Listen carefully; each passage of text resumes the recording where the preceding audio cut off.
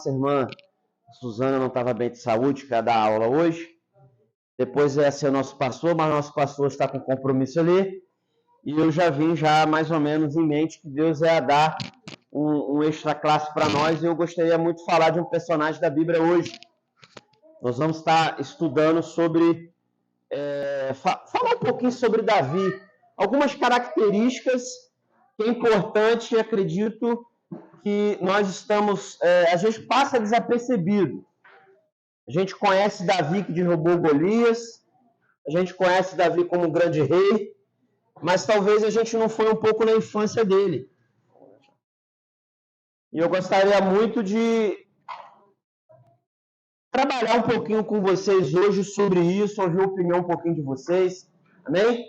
Vamos colocar de pé em nome de Jesus para a gente possa estar orando ao Senhor. Bênção de Deus, glória a Deus. Pai querido, Pai celestial, Senhor, eu te agradeço a oportunidade de poder estar na tua casa, Senhor, aprendendo mais da tua palavra, estudando com seus filhos e filhas nesse lugar. Senhor, muito obrigado pelo dia que o Senhor permitiu a gente chegar aqui, vir na tua casa, aprender mais de ti. Senhor, poder ver, Senhor, esse dia lindo que o Senhor nos concedeu. Pai, cada filho e filha que entraram por essas portas, que possam ser edificados nessa manhã. Muito obrigado, Senhor, pelas tuas maravilhas, pelo teu amor, pela tua compaixão. Em nome de Jesus. Amém, Jesus. Aleluia. Amém. Por favor, quem puder abrir a sua Bíblia, 1 Samuel, capítulo 16. Nós vamos falar de um personagem que ele nos ensina muitíssimo nos dias de hoje, em ambos os aspectos, nos acertos e nos erros.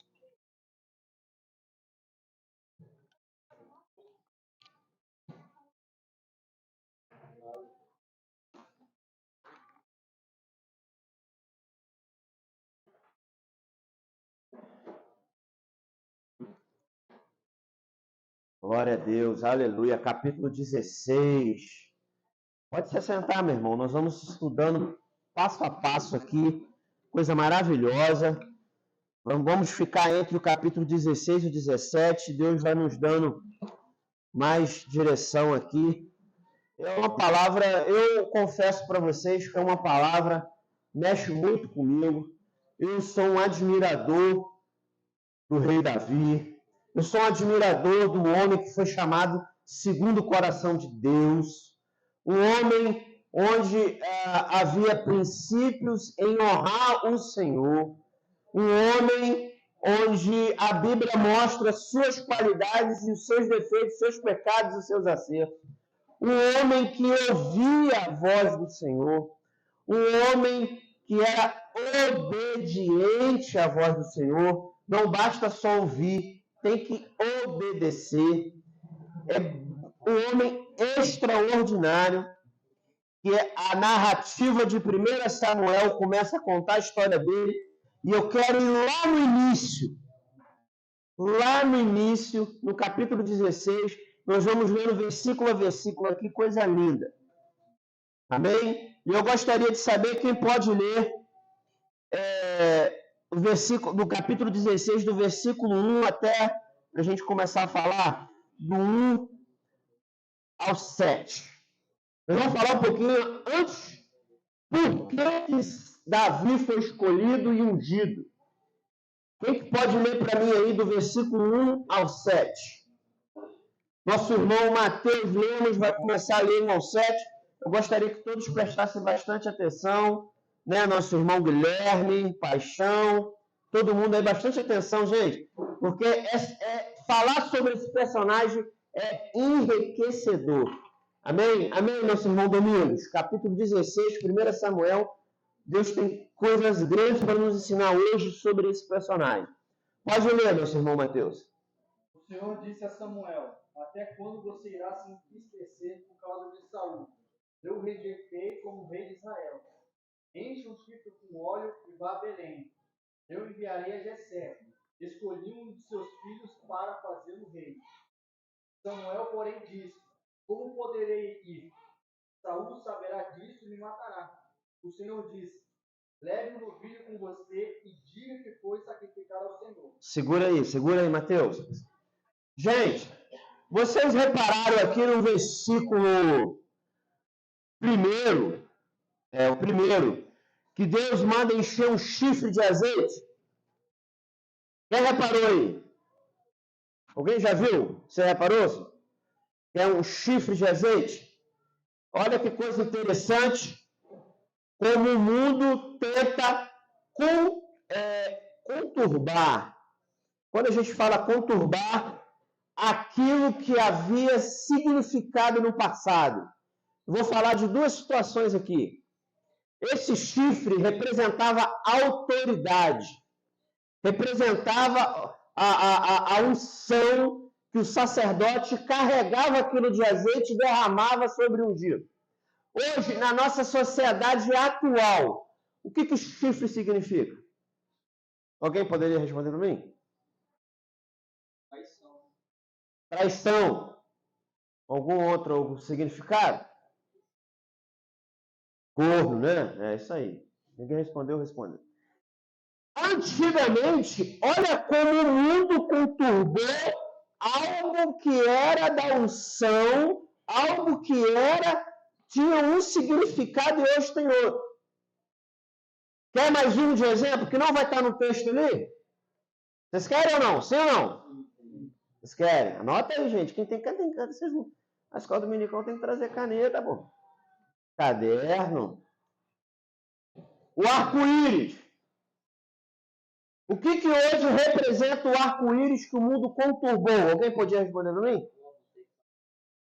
Homossexualismo. Movimento LGBT. Washington. O texto diz: Eu arco, porém, a aliança entre o vinho e o homem. O arco é de quem? O arco e as cores são de quem? Nosso irmão já adiantou ali. O arco-íris foi dado como aliança entre Deus e o homem depois do dilúvio.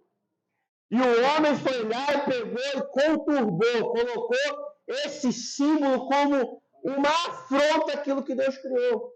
Então é o arco do Senhor, não é o arco do Deus. Não é, não pertence a uma bandeira. Eu só queria falar desses dois temas aí para a gente estar gravado aí, para a gente entender que o mundo conturba, distorce, vou falar uma palavra mais fácil, aquilo que Deus criou lá atrás. Amém? Todo mundo entendido aí? Hoje você sai daqui entendido dessas duas coisas? Que o chifre, lá no Antigo Testamento, significava unção e não o que é hoje representado. Então, amém. Só um parênteses aí. Bem, o nosso irmão parou aqui no 2, né, irmão? Foi até o 2 que eu te interrompi, né? Bem interessante também que esse versículo fala. Deus, olha lá o que o versículo 2 fala. Ele já tinha rejeitado Saul, saberá, me matará. Não, está no 1 ainda. O que eu queria frisar aqui, porque dentre os seus filhos me proviu um rei. Olha que interessante. Jessé, se eu não me engano, Mateus, me corrija aí, acho que ele tinha 7 filhos. Isso. Coisa linda, Mateus, então eu falei certo. 7 filhos. Dos 7, um chamou a atenção de Deus. Então, existe algo que chama a atenção de Deus. Entendeu, seus amigos? Significa que na casa do Pai, vamos falar aqui hoje, nós somos contra aqui hoje. 1, 2, 3, 4, 5, 6, 7, 8, 9, 10, 11, 12, 13, 14, 15, 16, 17, 18, 19, 20, 21, 22. Seu Domingos, o senhor sabia, 24, 25, o senhor sabia no meio dessas 25 pessoas, tem pessoas que vão chamar a atenção de Deus diferente? Tem ou não? O que o senhor acha que chamou a atenção de Deus e disse assim, daqueles filhos lá, eram 7. Teve um lá que eu provi, que me chamou a atenção que eu vou fazer de rei. Só uma característica para a gente continuar. A fé dele inabalável a Deus, né? Uma fé inabalável. Amém. Nós vamos continuar para a gente entender. Então, significa que de nós 25 aqui, segundo o nosso irmão falou, ó, dentre nós, aquele que tem uma fé inabalável vai chamar a atenção de Deus. E se a gente pegar todo o Antigo Testamento, Deus fala isso com Noé, Deus fala isso com Moisés, Deus fala para Moisés, eu vi graça em você. Isso é tão interessante que eu já orei ao Senhor, olha para mim, acha graça em mim. Gente, porque quando Deus acha graça em você, cara, a tua vida é extraordinariamente diferente. Aí eu pergunto para vocês, é possível fazermos algo que Deus nos ache graça em nós? Sim ou não? O que vocês acham? Então é possível. Continua lendo aí, nosso irmão. Nosso irmão leu o versículo 1 e 2. Vai para o 3. Aí eu não vou nem me atentar aqui na parte que Deus deu estratégia. Vocês repararam aí, gente? Nós estamos falando de Deus falando... Vamos no profundo. Aqui nós estamos para estudar. Nós estamos entendendo que Deus chega para o maior profeta da época e fala para ele, eu rejeitei o rei Saul. Todo mundo conhece o rei Saul, já ouviu falar, não? Sim ou não? Gente, a gente precisa ter total entendimento. De aproveitar que não é pregação, é um estudo. Quem foi o rei Saul? Alguém pode escrever para mim aí? Nosso irmão Ana Kelly, primeiro rei de Israel. Nosso irmão lá dentro, primeiro rei de Israel. Glória a Deus. Então hoje, se você está com a sua caneta aí, rei Saul, primeiro rei de Israel. Vocês sabiam que Deus não queria que houvesse rei? Deus queria reinar sobre o teu povo? Quem sabia dessa informação? Nosso irmão Washington, nossa irmã Ana Kelly, nossos dois irmãos lá. Vocês sabiam? Por que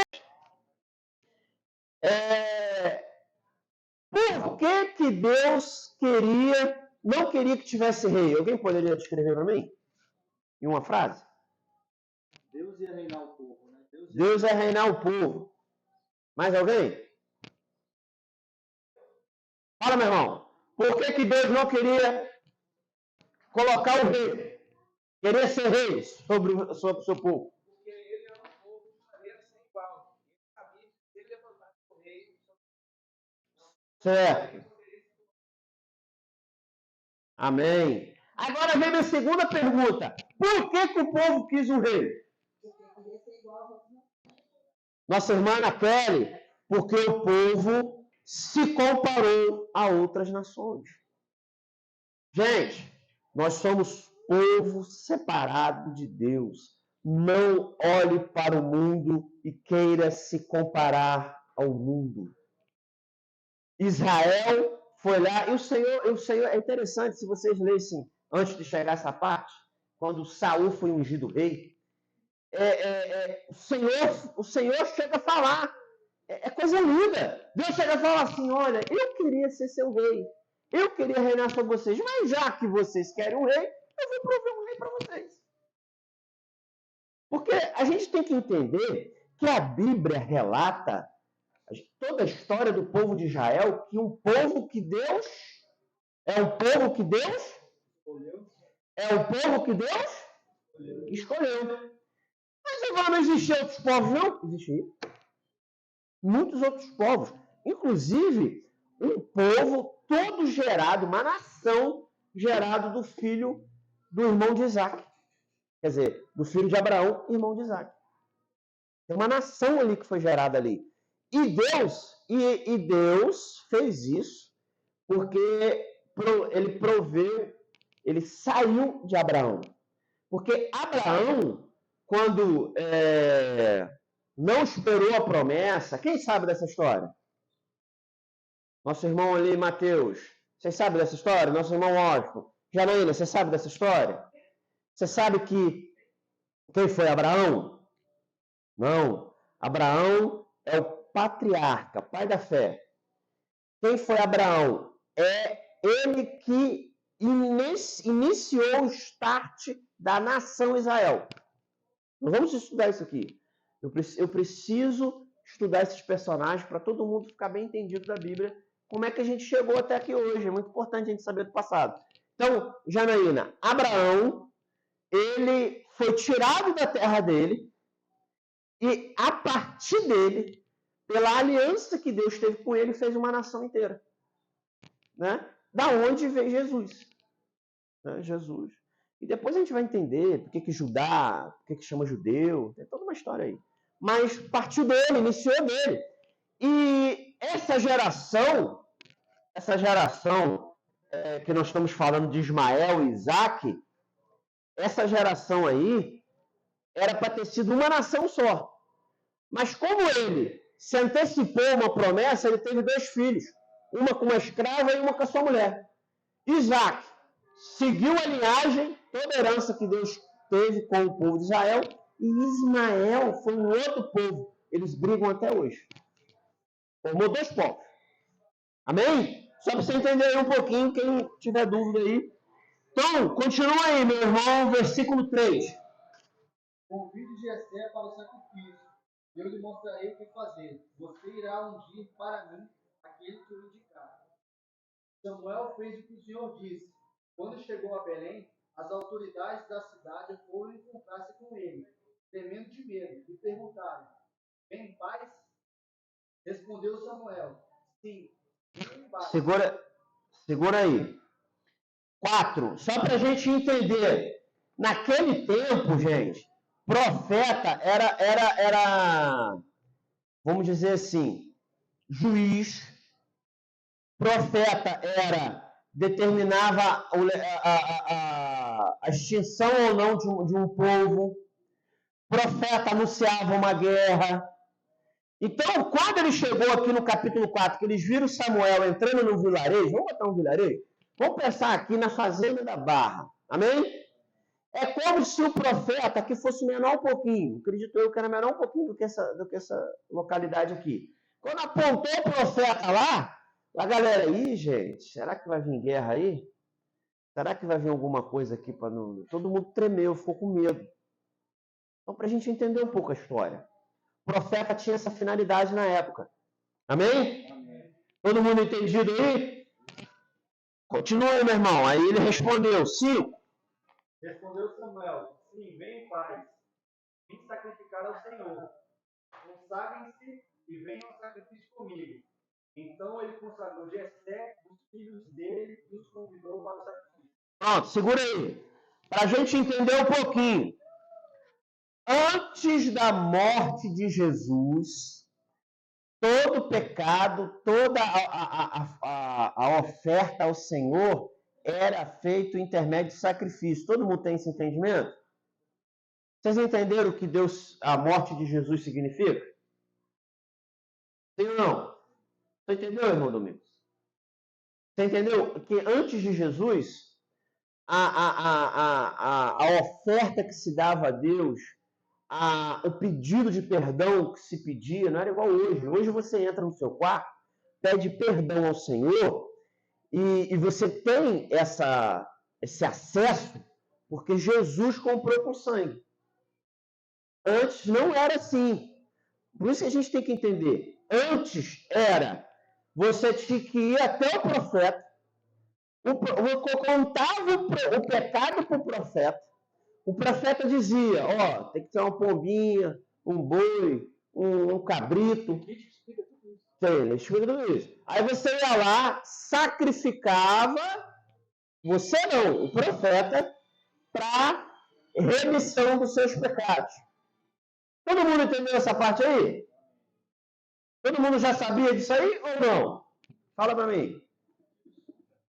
Christian, você já sabia disso ou não? Está aprendendo hoje?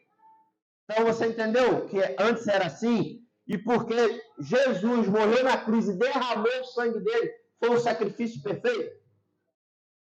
Você entendeu ou não? O que você entendeu? Explica para mim.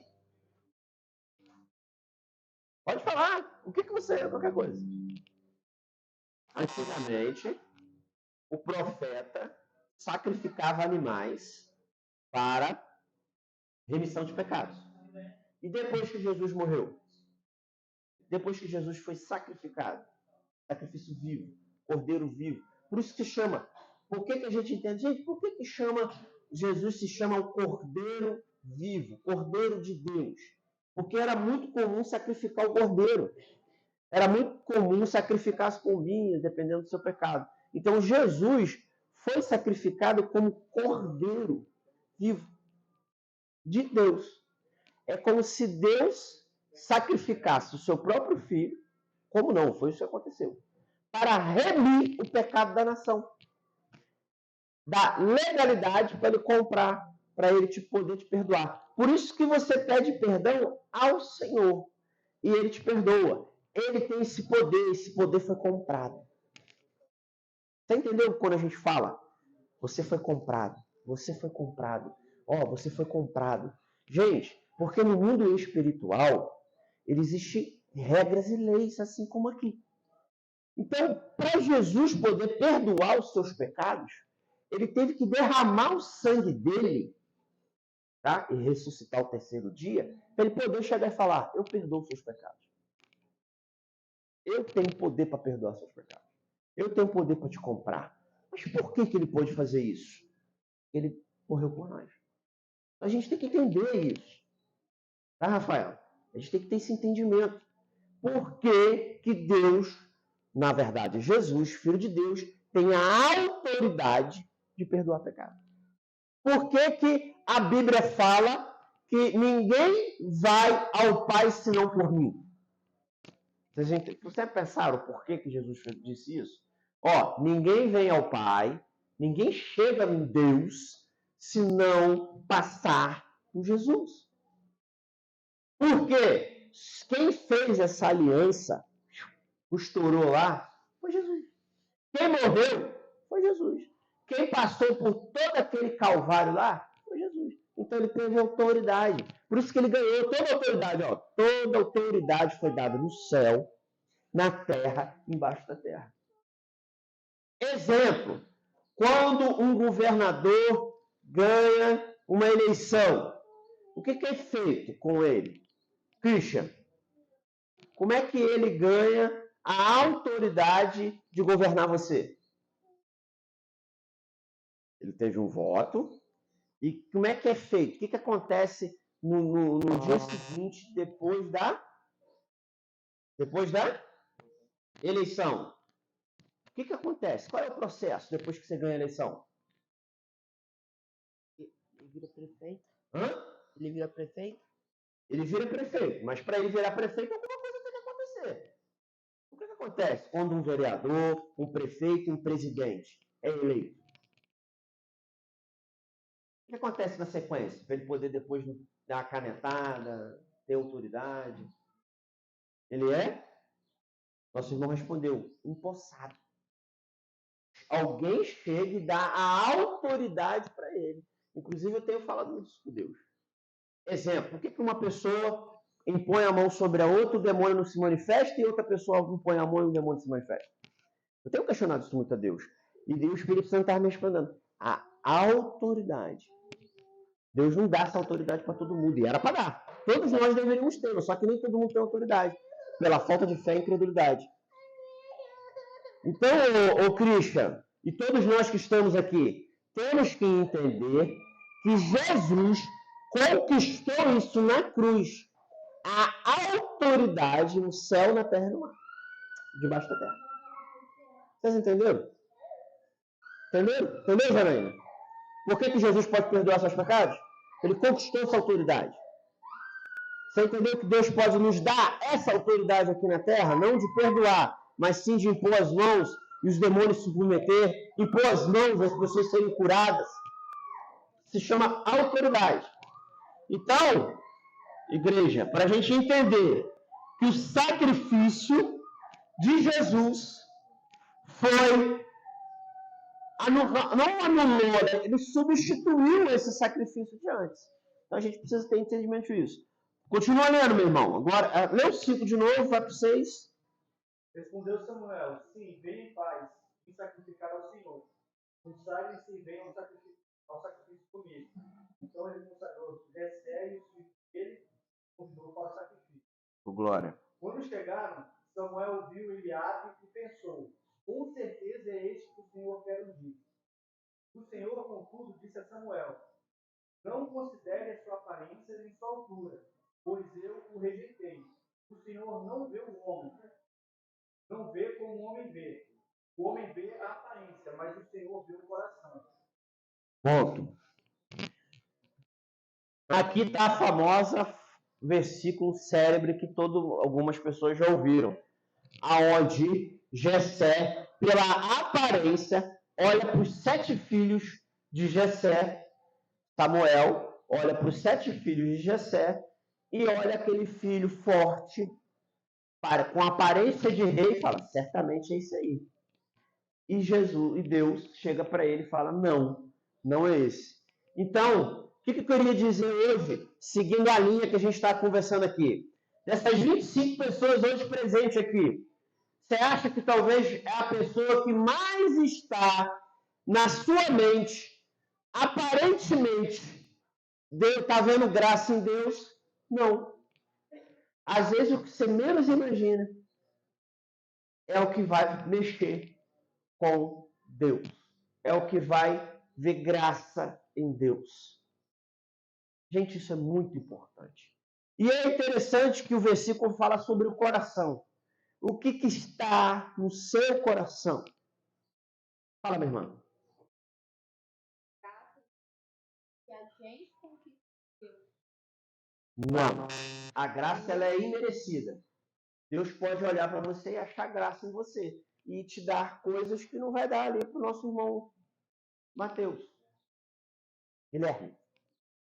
Você falou que chamar a atenção de Deus. Isso, aí sim. Por exemplo, o que eu estou querendo dizer? Existe a graça, é muito importante a gente dividir aqui. A graça da salvação, você não tem como fazer nada para merecer ela. Beleza. Mas a graça e a bondade dão uma prosperidade, da sabedoria, de bênçãos aqui na terra, por exemplo. Você, com seu coração, pode mexer com Deus. Isso é possível, gente. Ele olhar para você e ver graça, ver... Eu vou dar outro nome, para a gente separar aqui. Ver em você virtudes de um filho que agrada a ele. Porque Jessé tinha 7 filhos. 7, pela lógica, isso dá muito exemplo para a gente. Pela lógica, esses 7 filhos não poderiam estar aptos a ser rei? Mas por que só um dos 7 estava apto para Deus ser rei? Porque chamou atenção. Tinha virtudes. Amém? Amém, Ana Kelly? O que será? Fala para nós. O que você acha que dos 7 filhos, por que dos 7 Deus escolheu um? Acho que esse meu entendimento é a função mais sensível. Amém. Nós vamos ler algumas qualidades dele ali. Fala.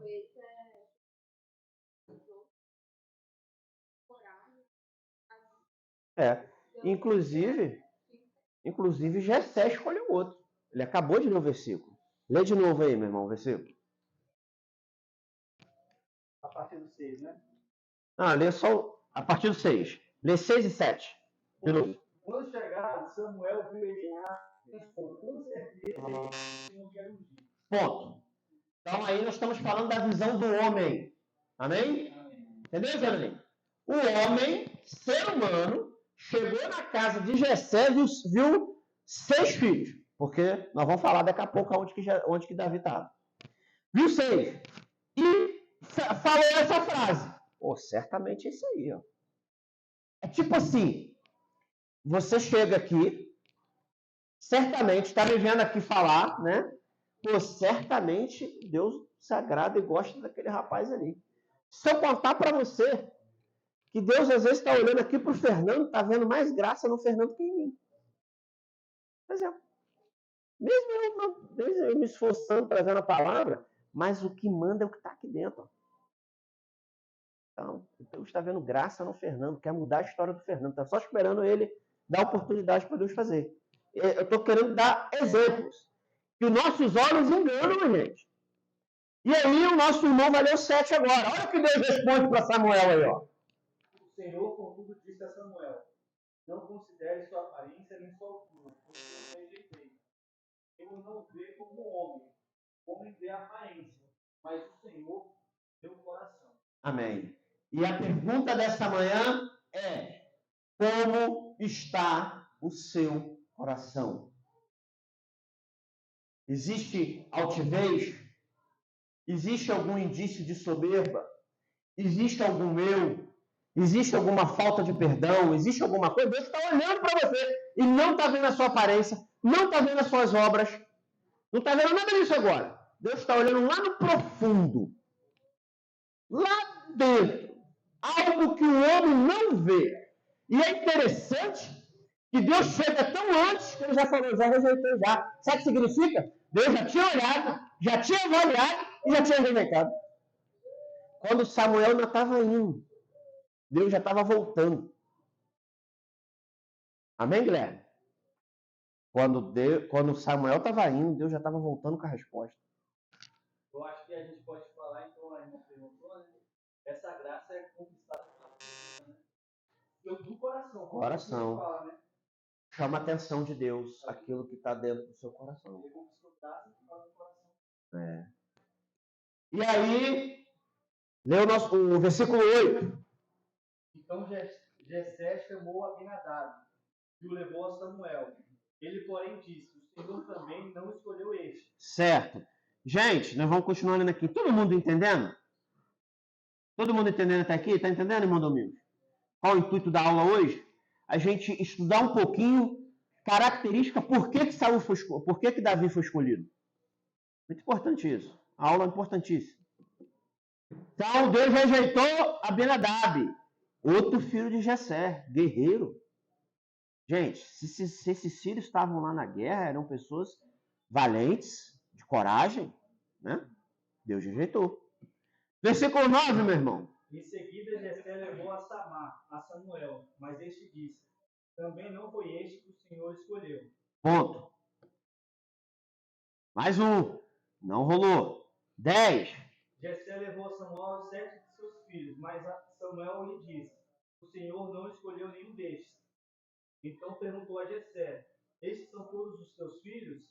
Jessé respondeu: ainda tenho um caçula, mas ele está cuidando das ovelhas. Samuel disse: traga-o aqui. Não nos sentaremos para comer enquanto ele não chegar. Tem bem interessante esses dois versículos aqui. Repare, vocês repararam que 7 filhos estavam de bobeira e 6 filhos estavam de bobeira e um trabalhando? Quem reparou isso aí? Nosso irmão Washington, nosso irmão Domingos. Vocês repararam que só deram valor 6 filhos na aparência e um estava lá, no meio das ovelhas, lá, cheio de carrapicho. Estava em casa descansando. Tranquilo. Veio uma visita, chegou uma visita na casa ilustre, não vou nem dizer que eles não fazem nada, mas chegou uma visita, todo mundo largou seu trabalho. Mas um não pôde. Está cuidando das ovelhas do pai.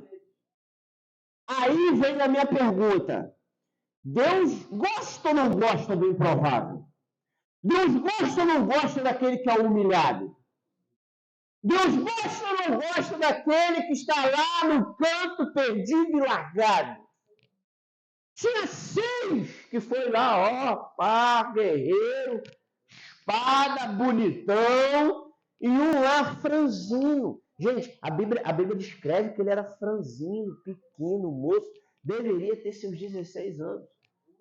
Ruivo, diferente. Só para vocês entenderem, ele era filho de uma outra mulher, não era a mãe dos 6 aqui. Por isso que Davi, no salmo dele, por isso que você tem que ler tudo, tem um contexto. Por isso que Davi, no momento de muita aflição, ele fala: do pecado a minha mãe me concedeu.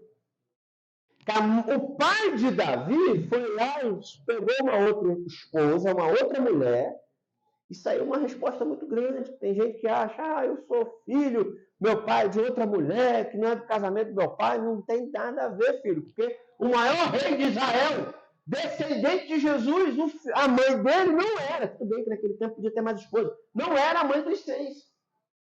Ele era excluído, não sentava na mesa. Domingos, ele não sentava à mesa. Ele ficava fora. O cabelo dele era ruivo, ele não era igual aos outros filhos. A mãe. Vocês já imaginaram como é que esse garoto sofria a rejeição da mãe? Que nem é citado ali na Bíblia.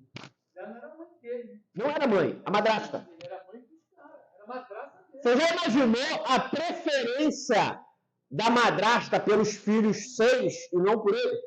Aí Deus vai lá e fala: esse aqui, ó. Quero esse aqui. Então, a aula de hoje é para a gente entender características que nos leva a Deus nos escolher. A Deus nos tirar de trás das malhadas. Vocês já ouviram essa frase? Na Bíblia? Deus te tira de trás das malhadas.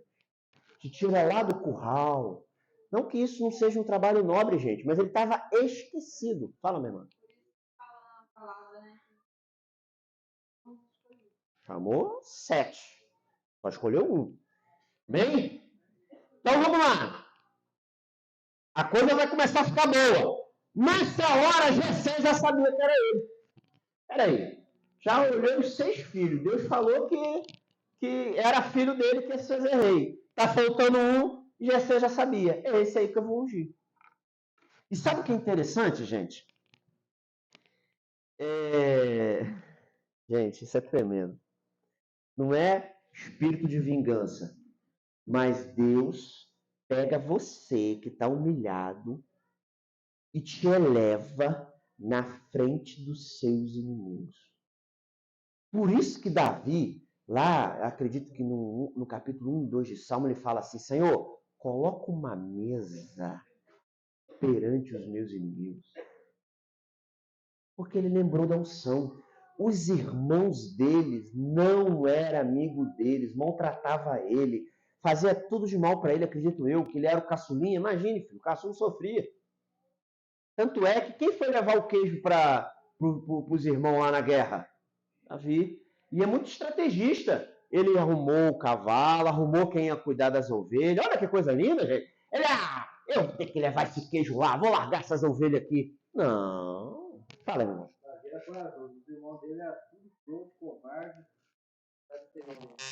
De boa aparência lá e ter forte físico, mas é o que diz aqui no capítulo 17, versículo 11. Ouvindo Saúl e todo Israel a palavra do Filisteu, se espantaram e se tremeram muito.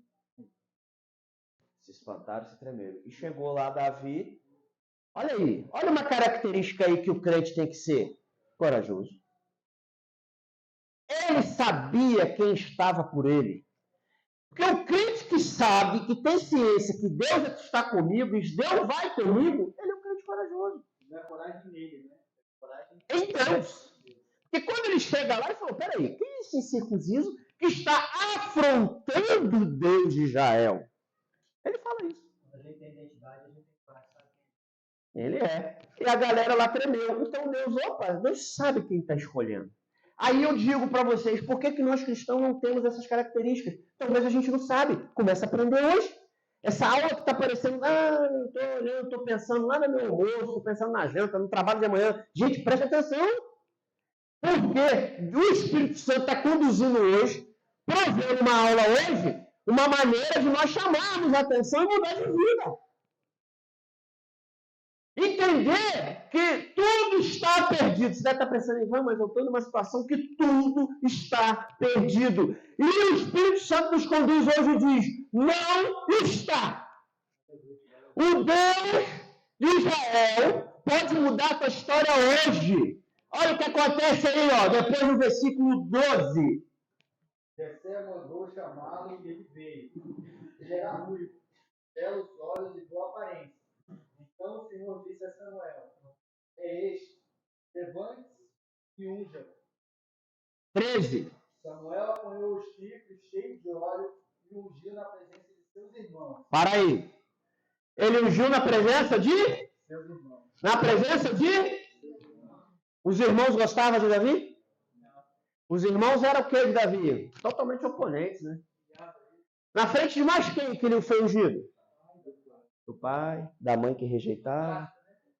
E vocês sabem o que significa essa unção, gente? O cara ia ser rei. Deus mudou a história naquele momento. Deus mostrou a história a partir dali. O camarada estava recebendo uma unção do maior profeta da época. É como se... Quer um exemplo? É como se o prefeito da cidade, alguém entrasse aqui e escolhesse um de nós aqui para ter o maior cargo. Não, ó, você vai ter o maior cargo aqui na prefeitura, tal, vou escolher você. Pá! A gente vai ficar assim, ó, seus inimigos toda a volta vendo tudo. Deus é por baixo, porque rei é bem maior, né? Toda unção também. Isso aí. Tem que estar sempre bem para toda boa obra. Agora, é muito importante frisar.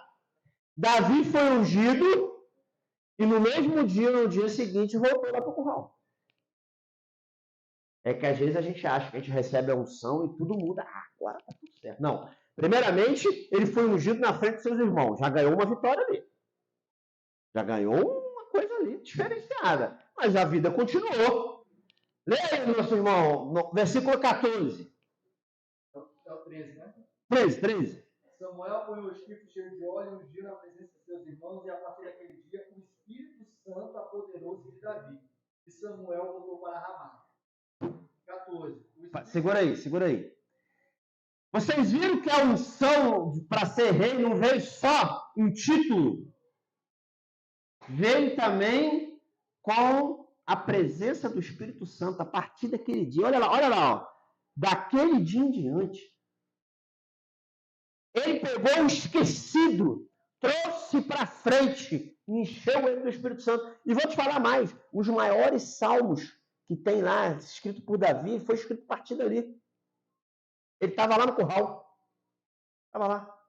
Por isso que ele bota lá, Senhor, unja minha cabeça com óleo e tal, porque era muito comum pegar as ovelhas, quando dava bicheira no ouvido, você pegar o azeite e jogar lá para matar a bicheira. Então ele pegou aquela experiência dele. Senhor, por favor, me caminha por pastos verdejantes, por águas calmas. A gente vai ter que entender por que ele escreveu isso. Era o ambiente dele. Senhor, essa então da mesa perante os inimigos foi isso aqui. Uma das coisas foi isso aqui. Deus pegou uma mesa, ele estava numa mesa. Perante os inimigos dele, os oponentes dele, da casa dele, e ele foi ungido. E foi melhor do que ser rei, ser cheio do Espírito Santo. Oh, Jesus, coisa maravilhosa. Amém? Continuando aí o 14, meu irmão. O Espírito do Senhor, de Davi a serviço de Saul. O Espírito do Senhor se retirou de Saul. Um espírito maligno, vindo da parte do Senhor, o atormentava. 15. Os oficiais de Saul disseram: há um espírito maligno, mandado por Deus, te atormentando. Ponto. Olha que coisa de louco, gente. Esse espírito que atormentava Saul era um espírito enviado por Deus. Deus faz isso, Ivan? Faz. Não vamos entrar nesse detalhe hoje, porque é uma outra aula. Mas faz. Continua, irmão. 16. O nosso soberano mande estes seus servos procurar um homem que saiba tocar harpa. Quando o espírito maligno, vindo da parte de Deus, se apoderar de ti, o homem tocará a harpa e tu te sentirás melhor. 17. E Saul respondeu aos que o serviam: encontrem alguém que toque bem e tragam-no até aqui. Ponto. Antes de você ler o 18, pega essa caneta aí. Todo mundo com a caneta na mão? Bíblia aberta? Quero que você marca esse versículo 18 na sua Bíblia, se já não estiver marcado. Lê com bastante calma. É Mateus também, né? Mateus, lê com bastante calma o 18. Um dos oficiais respondeu: conheço um filho de Jessé, de Belém, sabe tocar harpa. É um guerreiro valente, sabe falar bem, tem boa aparência, o Senhor está com ele. Gente, olha que coisa linda. O camarada tinha sido ungido rei, né? Deus agora estava preparando o treinamento. Quando eu ouvi essa palavra, eu confesso, eu ouvi, foi de um outro pregador, que o Davi foi ungido rei, mas ele não veio da essência de um rei. Ele não cresceu no palácio. Aí Deus pensou assim, pô, eu preciso colocar esse rapaz no ambiente da promessa. O que Deus faz? Prepara o ambiente, a partir desse momento aqui, com essas características, ele foi chamado para estar com o rei todos os dias. Tocava a harpa para o rei, entrava no quarto do rei, almoçava lá com o rei, estava no ambiente que o rei habitava. Vocês concordam comigo que Davi aprendeu todos os procedimentos de ser rei? Sim ou não? Sim ou não? Começou a aprender ali.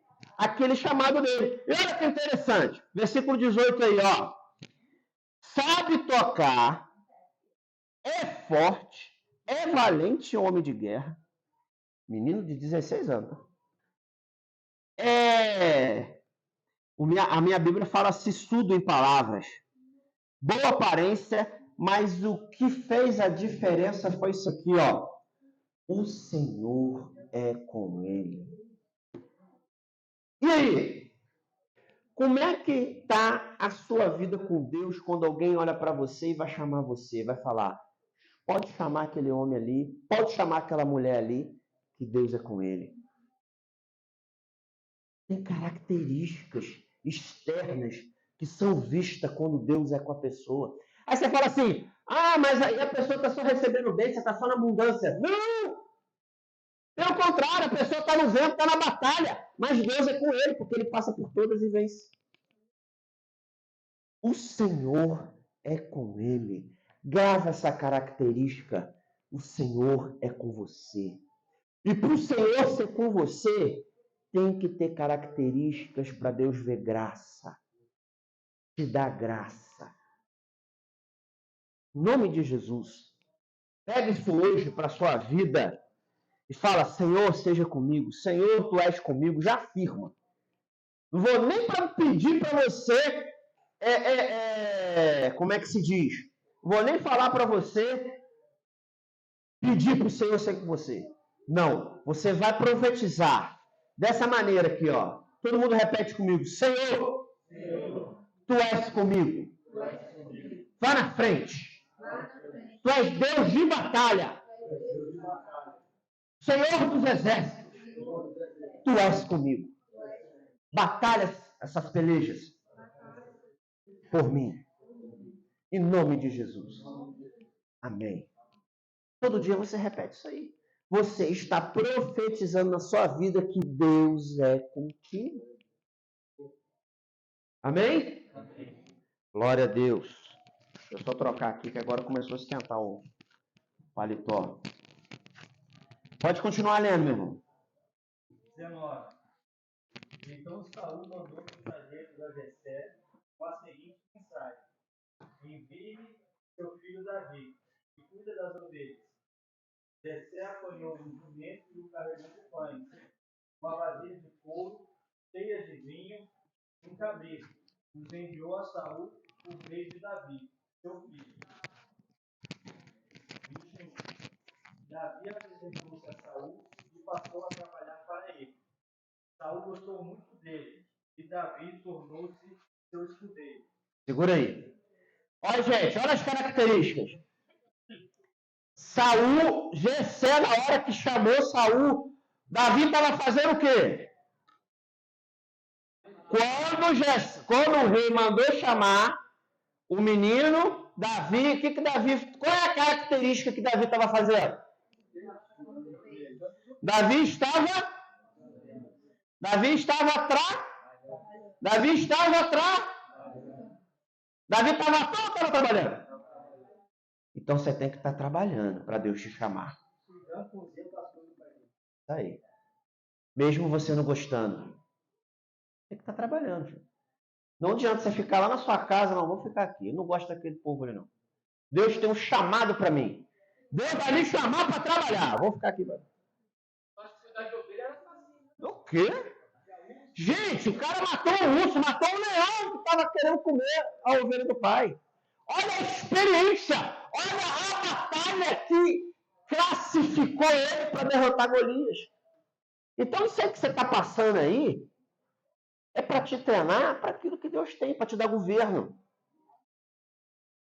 Entendeu, seu Domingos? Isso aí que você está passando vai te habilitar, porque seja sincero, se uma pessoa não tivesse matado o urso, uma pessoa não tivesse matado o leão, e o outro matou o urso, o outro matou o leão, quem que você considera que está mais habilitado para enfrentar lá o gigante?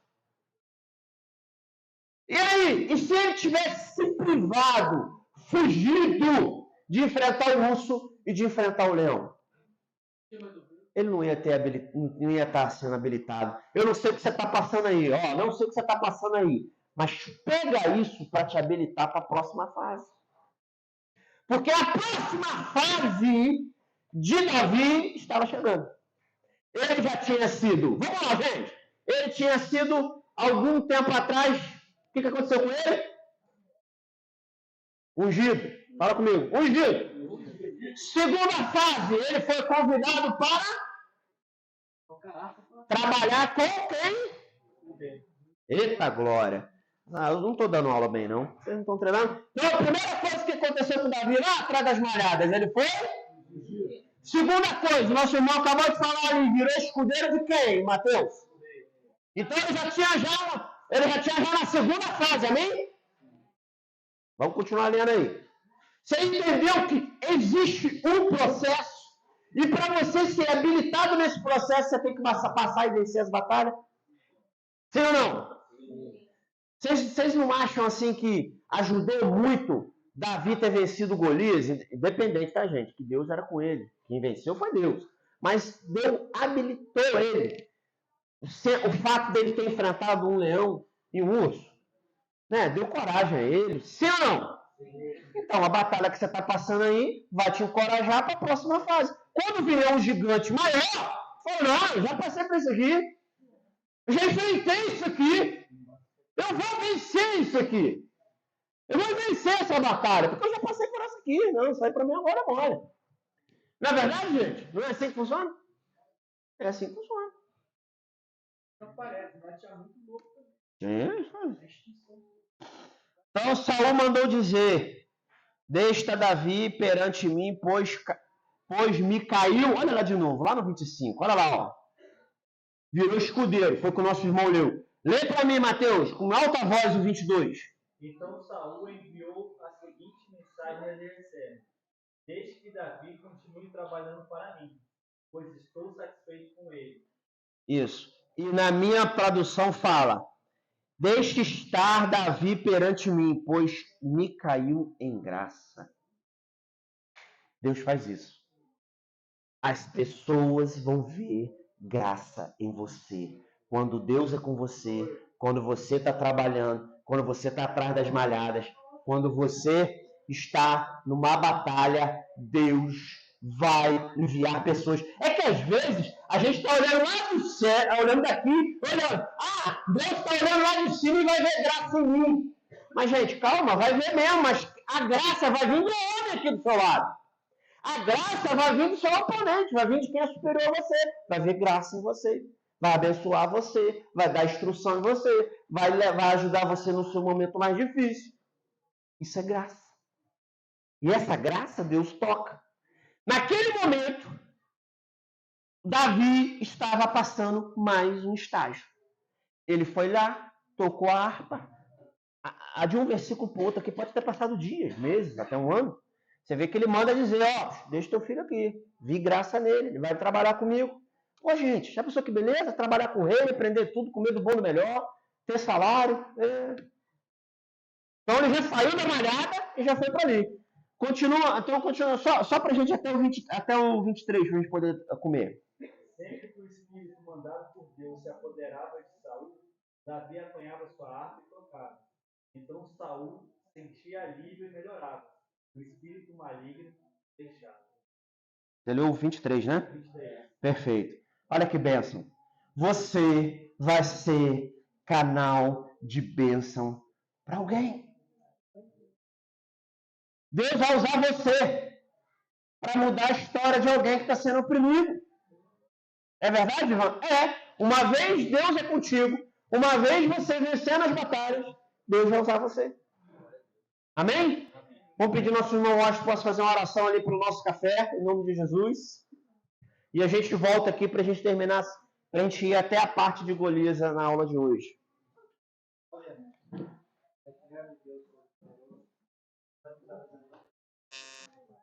Amém. Agradecemos e pedimos que o Senhor abençoe este alimento, Pai. Abençoe as mãos que prepararam, quem aprova, Pai, celestial, que deu alimento. Porque tudo foi feito com carinho para a tua obra, Pai. Para cada um que se alimentar, Pai. Em nome de Jesus, sustentando a sua fome, Pai. E assim, ó Deus poderoso, nós continuaremos na tua presença, Pai, do teu Espírito. Em nome de Jesus. Amém, Jesus. Gente, vamos